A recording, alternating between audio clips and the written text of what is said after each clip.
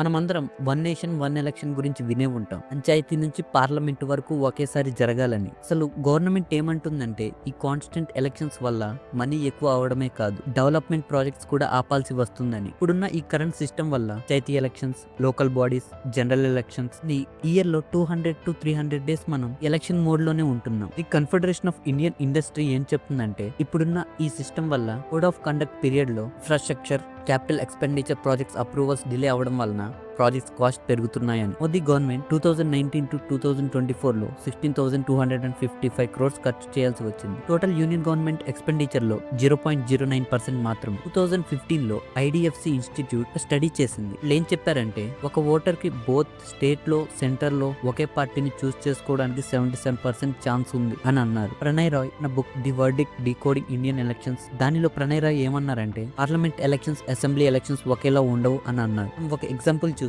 తెలంగాణలో 2023 డిసెంబర్ లో assembly elections జరిగాయి. దానిలో బీజేపీకి 14% వచ్చాయి. అదే విత్ ఇన్ 6 months లో మళ్ళా పార్లమెంట్ ఎలక్షన్స్ జరిగాయి. బీజేపీకి 35% వచ్చాయి. టీఆర్ఎస్ ది అసెంబ్లీలో 37%, పార్లమెంట్ లో 17%. స్టేట్ గవర్నమెంట్స్ ఏమంటున్నాయంటే పవర్ డిస్ట్రిబ్యూషన్ ఈక్వల్ గా ఉండదు, సెంటర్ లోనే ఉంటుంది అని అంటున్నారు. ఇండియాలో 140 crore పాపులేషన్ ఉన్నారు. దానిలో 96 crore పీపుల్ ఓట్ కి ఎలిజిబుల్. 2024 ఎలక్షన్ లో 64 crore పీపుల్ టు వేశారు. పర్ ఇయర్ కి ఒక్కొక్క పర్సన్ కి అయ్యే ఖర్చు 40 to 50 రూపీస్ మాత్రమే. దీని గురించి మీరేమనుకుంటున్నారో కామెంట్స్ లో చెప్పండి. ఆర్టికల్స్ డిస్క్రిప్షన్ లో పెడుతున్నాను, ఖాళీగా ఉన్నప్పుడు చూడండి. ఇలాంటి వీడియోస్ మిస్ కాకూడదు అనుకుంటే please subscribe to SRNR podcast.